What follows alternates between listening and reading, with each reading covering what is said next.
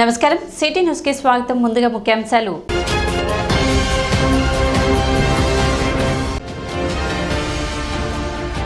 గుంటూరులో జరిగిన రోడ్డు జాతీయ భద్రతా మాసోత్సవాల్లో పాల్గొన్న కేంద్ర సహాయ మంత్రి పెమ్మసాని చంద్రశేఖర్.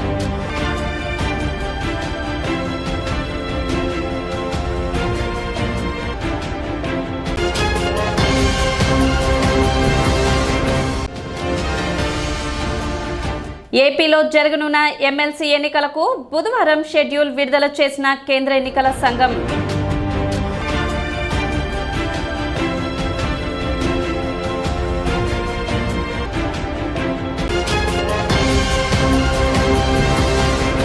మహాత్మా గాంధీజీ 77వ మహారత్న సందర్భంగా శ్రీ మహాత్మా సేవాశాంతి ఆశ్రమంలో మహోత్సవాల సందర్భంగా 5వ రోజు ఘనంగా గాంధీజీ, కస్తూర్బా గాంధీజీ విగ్రహాలకు పూజలు నిర్వహించి అన్నప్రసాద వితరణ చేశారు. ఎడ్లపల్లి లక్ష్మీ నృసింహ భక్త సమాజం నిర్వాహకులు రజని మహాత్మా గాంధీజీ సంకీర్తన ఉదయం నుండి సాయంత్రం వరకు ఎంతో భక్తి విశ్వాసాలతో నిర్వహించారు. ఆశ్రమ నిర్వాహకులు వజ్రాల రామలింగాచారి మాట్లాడుతూ యువతరానికి గాంధీజీ అవతారం గురించి ప్రపంచ శాంతికి దోహదపడుతున్నట్లు విస్తృతంగా ప్రచారం చేయవలసి ఉందన్నారు. గాంధీజీ సేవానిర్తి, దేశభక్తి, త్యాగం, అహింసాతత్వం, క్షమాగుణం, తల్లిదండ్రుల పట్ల భక్తి విశ్వాసాలు యువతకు తెలియచేయాలని తెలిపారు. ఈ ఆశ్రమానికి సహాయం చేస్తున్న ధర్మదాతలు, ధర్మకర్తలకు ధన్యవాదాలు తెలిపారు. కార్యక్రమంలో రజని, వర్ధిని, స్వర్ణలత, రంగవర్ధిని, సాయిరామ, శిరీష, నాగస్వర్ణారెడ్డి, సుబ్బారెడ్డి, శ్రీనివాస్ రెడ్డి, ఉత్తమరెడ్డి తదితరులు పాల్గొన్నారు.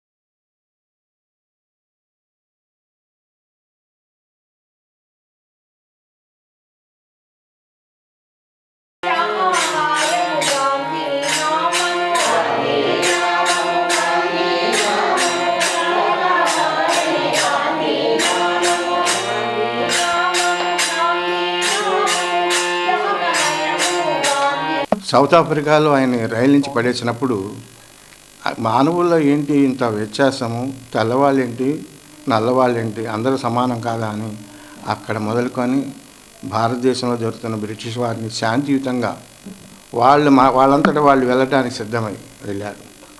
ఒక సందర్భంలో గాంధీజీని స్మట్ అని అతను బ్రిటిష్ వాడు బూటుకాలతో కొడతాడు. బూటుకాలతో కొడితే గాంధీ గారు ఏమన్నాడు, లోపలికి వెళ్ళి వాష్ చేసుకొని వచ్చి కూర్చుంటాడు. ఈ స్మట్ అని అతను వెళ్ళిపోతాడు. తర్వాత కొన్ని సంవత్సరాలకు మళ్ళీ వస్తాడు. వచ్చినప్పుడు అందరూ గాంధీ గారి గురించి ఏం జరిగినా ప్రతి విషయం బ్రిటన్కి వెళ్ళిపోతుంది. ఏ చిన్న విషయమైనా సరే వెళ్ళిపోతుంది. మళ్ళీ వచ్చి కూర్చున్నాడు. టాక్స్ లాగా అయిన తర్వాత 2-3 గంటలు అయిన తర్వాత, చెప్పండి గాంధీ గారు మీ అభిప్రాయం చెప్పండి, I want independence to Indians, ఎప్పుడైనా ఇదే అని ఉండండి, మీకు ఒక ప్రైజ్ ఇస్తానన్నాడు.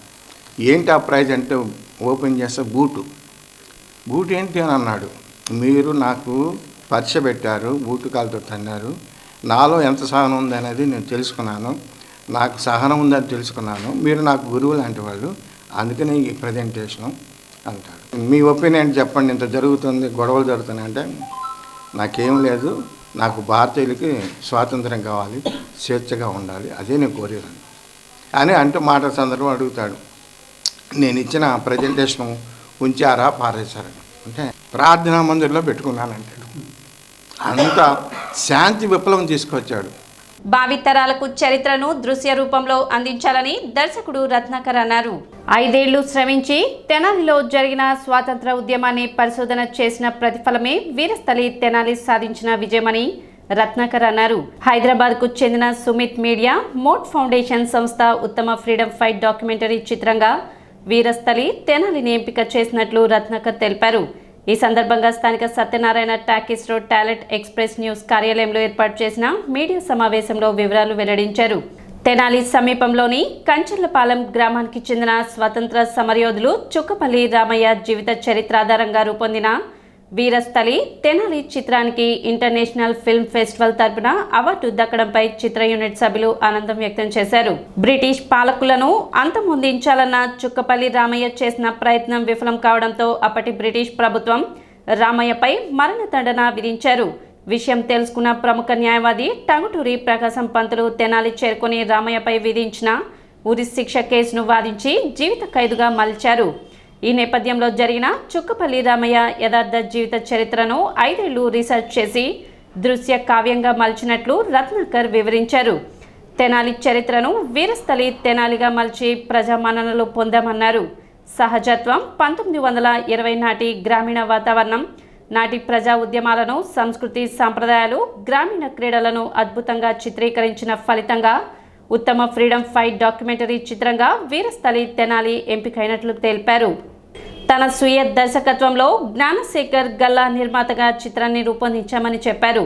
తన తదుపరి ప్రాజెక్ట్ శిశిరం సినిమాను విజయవంతం చేయాలని ఆకాంక్షించారు. ఫిబ్రవరి 9న హైదరాబాద్ పొట్టి శ్రీరాములు విశ్వవిద్యాలయంలో నిర్వహించే ఇంటర్నేషనల్ ఫిల్మ్ ఫెస్టివల్లో సినిమాను ప్రదర్శించి అవార్డు ప్రదానం చేయనున్నట్లు చిత్రమాటలు రచయిత అయినాల మల్లేశ్వరరావు తెలిపారు. చిత్ర యూనిట్ సభ్యులతో కలిసి అవార్డు అందుకోబోతున్నట్లు తెలిపారు. దేశ చరిత్రను దృశ్య కావ్యంగా మలిచిన రత్నాకర్ మీరెన్నో అవార్డులు పొందారని సీనియర్ పాత్రికేయులు బొల్లిముంత కృష్ణ మాస్టర్ అన్నారు. డాక్యుమెంటరీలో తెనాలికి సంబంధించిన స్వాతంత్ర సమరం ఎవరో చేశారో ఆ పోరాటం ఏంటి, మన పక్కనే కటివరం పక్కన ఉన్న కంచెర్లపాలెంలో చుక్కపల్లి రామయ్య అనే వ్యక్తి పోరాట గాథ ఇది. అతనే గనక అనుకున్నట్లు ఆ బ్రిటిషర్స్ ప్రయాణిస్తున్న ట్రైన్ బ్లాస్ట్ అయినట్టయితే ఆయన తర్వాత మిగతా వాళ్ళని రాసుకునేవాళ్ళం. కొన్ని అనివార్య కారణాల వల్ల అది ఫెయిల్ అవ్వడం వల్ల అతనికి ఉరిశిక్ష పడింది. ఆ ఉరిశిక్షని తప్పించడానికి టంగుటూరి ప్రకాశం పంతులు గారు తెనాలి వచ్చి ఆయన కేసు వాదించి ఆయన జీవిత ఖైదుగా మారుస్తాడు. అండమాన్ నికోబార్ జైల్లో ఆయన జీవిత ఖైదును అనుభవించి మళ్ళీ తిరిగి వచ్చిన తర్వాత మళ్ళా టంగుటూరి ప్రకాశం గారు వచ్చి కలవటం, ఆ ఉరి శిక్షలో పడ్డ టైంలోనే మరి ఇంకో ముగ్గురు ఆ పోరాటంలో ఉంటాం. ఇదంతా మనకి హిడెన్ స్టోరీ. దాదాపు 3-4 లైన్లు ఉన్నదాన్ని నేను ఆ జడ్జిమెంట్ ఎప్పుడు ఇచ్చారు, ఎవరు ఇచ్చారు, ఏ కోర్టు ఇచ్చింది, ఆ జడ్జి పేర్లేంటి, తర్వాత అండమాన్ నికోబార్ జైల్లో ఇతను ఏ బ్లాక్లో ఉన్నాడు, వీటన్నిటికి సంబంధించి దాదాపు 5 సంవత్సరాల రీసెర్చ్ చేసి నేను చేసినందుకు గాను నాకు ఈ అవార్డు వచ్చింది. అంతేగాని భారీ యాక్టర్లో ఇంకోటి కాదండి. కార్యక్రమంలో పట్టణ రంగస్థల కళాకారుల సంఘం ప్రధాన కార్యదర్శి Garikapati Subbarao, Badugu Mohan Rao, Darshi Jeevan, Tulasi, Sanjeevarao, Andhra Pradesh working journalist federation నాయకులు ఎస్ఎస్ జహీర్, పట్నాల సాయి, పున్నయ్య, అంబటి శ్యాంసాగర్, మునిపల్లి శ్రీకాంత్, ప్రకాశ్రావు, మహేష్, మధు, భూషణం, శేఖర్, రవికిరణ్, కోటేశ్వరరావు, మేకల సుబ్బారావు, ఫెడరేషన్ సభ్యులు, సినీ కోరియోగ్రాఫర్ అమ్మ సుధీర్, కిరణ్, హేమంత్, కనపర్తి, బెన్హర్ చిత్ర నటీనటులు పాల్గొన్నారు. సమావేశం అనంతరం దర్శకుడు రత్నాకర్ జన్మదినోత్సవం సందర్భంగా పలువురు శుభాకాంక్షలు తెలిపారు. కాణాచిని వీరస్థలి తెనాలిగా మార్చినటువంటి మిత్రుడు కనపర్తి రత్నాకర్.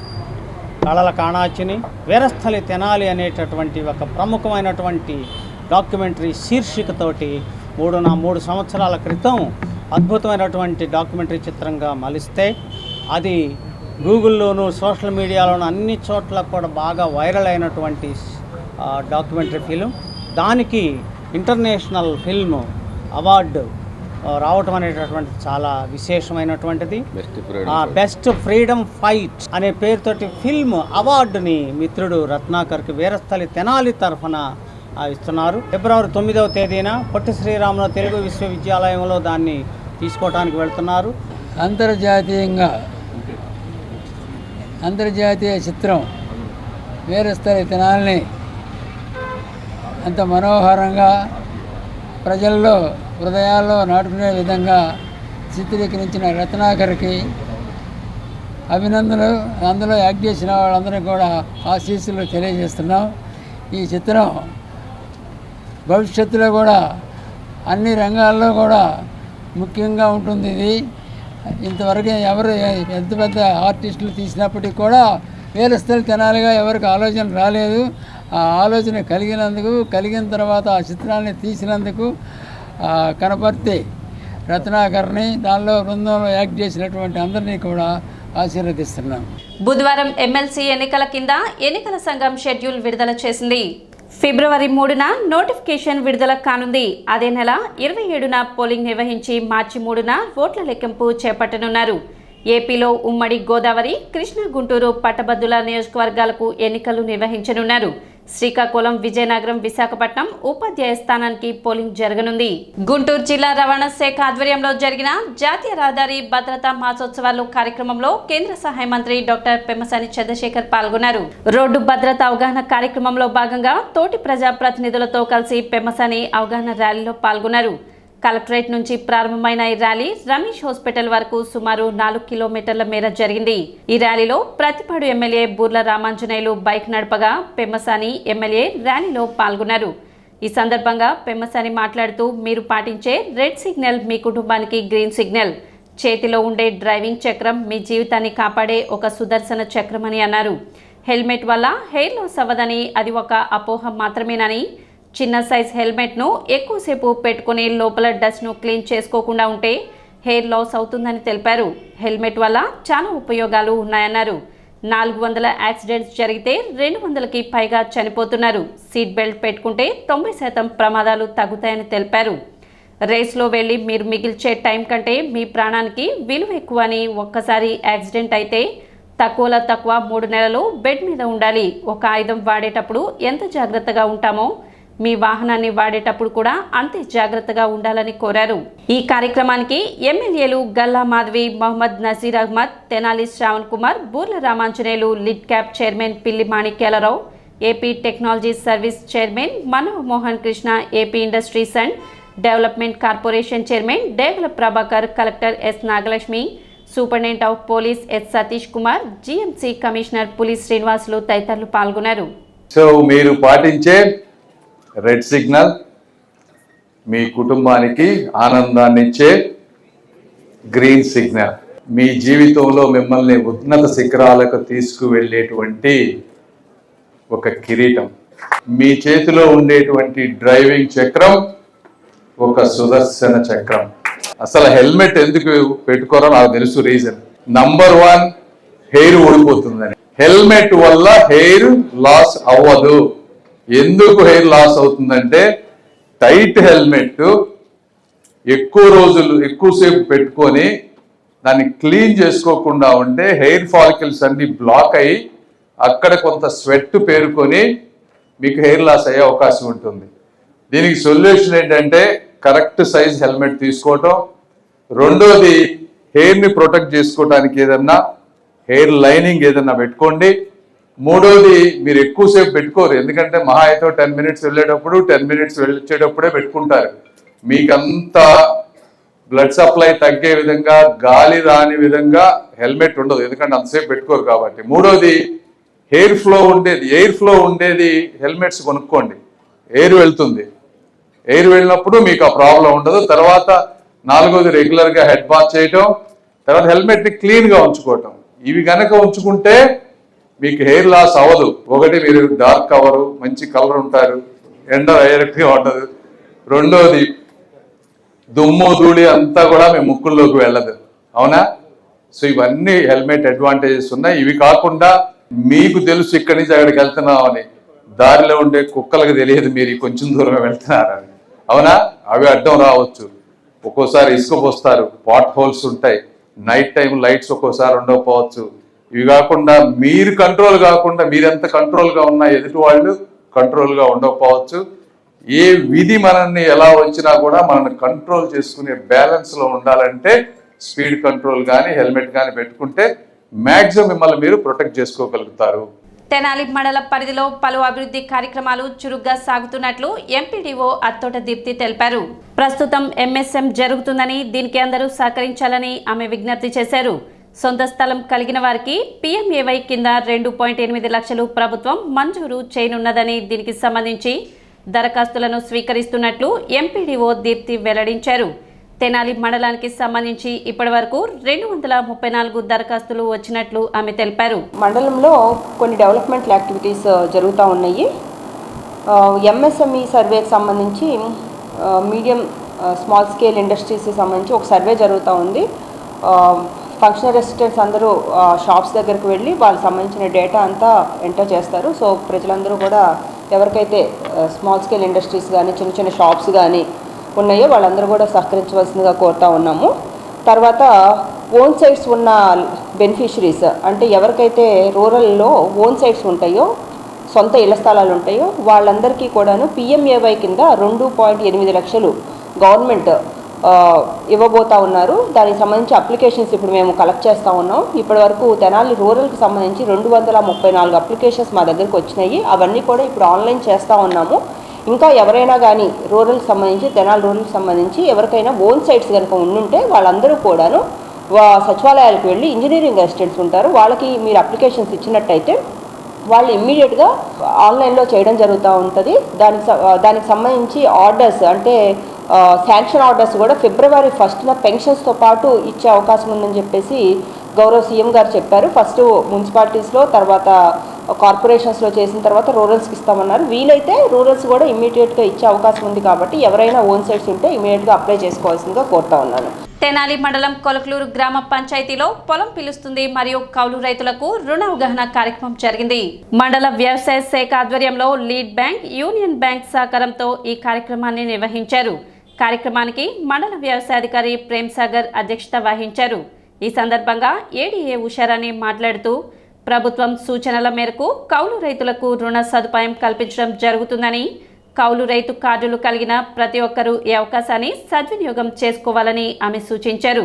ఈ నెలాఖరులోపు ఈ పంట ఈకేవైసీ ప్రతి రైతు చేయించుకోవాలని విజ్ఞప్తి చేశారు. రైతులు వ్యవసాయ శాఖతో అనుసంధానంగా ఉండాలని ఆమె తెలిపారు. అదేవిధంగా ఈ పంట ఈకేవైసీ ప్రాముఖ్యతను ఆమె రైతులకు వివరించారు. కార్యక్రమంలో బ్యాంక్ మేనేజర్ రంజిత్ కుమార్, పంచాయతీ కార్యదర్శి జయదేవ్, విఆర్ఓ ప్రసన్న కుమారి, విఐఏలు నాగరాజు, వంశీ, నాగేంద్ర, మౌనిక, రైతులు, కౌలు రైతులు పాల్గొన్నారు. పట్టణ కొత్తపేటలోని బాలికల పాఠశాలను మండల విద్యాశాఖ అధికారి జయంత్ బాబు బుధవారం సందర్శించారు. ఈ సందర్భంగా మధ్యాహ్న భోజనాన్ని పరిశీలించారు. మధ్యాహ్న భోజన ఏర్పాట్లు, దాని నిర్వహణ సక్రమంగా ఉన్నట్లు ఆయన తెలిపారు. పాఠశాలకు గైర్హాజరైన విద్యార్థుల పట్ల ప్రత్యేక శ్రద్ధ వహించాలని ఉపాధ్యాయులకు సూచించినట్లు తెలిపారు. అదేవిధంగా 10వ తరగతి విద్యార్థులకు 100 రోజుల ప్రణాళికలో భాగంగా ప్రత్యేక తరగతులను నిర్వహిస్తున్నట్లు తెలిపారు. స్థానిక బాలికల ఉన్నత పాఠశాలను సందర్శించడం జరిగింది. సందర్శనలో భాగంగా మధ్యాహ్న భోజనాన్ని పరిశీలించడం జరిగింది. ఇక్కడ మధ్యాహ్న భోజన ఏర్పాట్లు, అదే నిర్వహణ అంతా సక్రమంగానే ఉంది. పాఠశాలకు గైర్హాజరయ్యేటటువంటి విద్యార్థుల పట్ల ప్రత్యేకమైనటువంటి దృష్టిని కేంద్రీకరించవలసిందిగా సూచించడమైంది. అదేవిధంగా 10వ తరగతి విద్యార్థులకు ఈ 100 రోజుల ప్రణాళికలో భాగంగా ప్రత్యేక తరగతులను నిర్వహిస్తున్నారు. ప్రతి పాఠశాలలోనూ ఇప్పుడు FA3 పరీక్షలు జరుగుతున్నాయి. ఆ పరీక్షలో ఎలాంటి ఇబ్బందులకి, అవకతవకలకి అవకాశం లేకుండా పరీక్షలు నిర్వహించాలని ఉపాధ్యాయులందరికీ విజ్ఞప్తి చేస్తున్నాం. అదేవిధంగా ఈ 31వ తేదీలోపు IMMS యాప్లో రాగిపిండి, బెల్లం, అదేవిధంగా చిక్కీలకు సంబంధించినటువంటి ఇండియన్స్ అందరూ అప్లోడ్ చేయవలసిందిగా తెలియజేస్తున్నాం. Thank you. సిటీ న్యూస్ ముగించే ముఖ్యాంశాలు మరోసారి.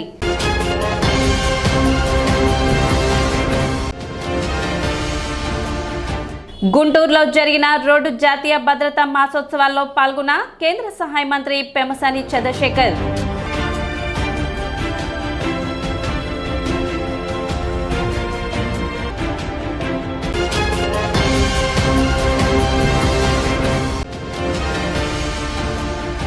ఏపీలో జరగనున్న ఎమ్మెల్సీ ఎన్నికలకు బుధవారం షెడ్యూల్ విడుదల చేసిన కేంద్ర ఎన్నికల సంఘం.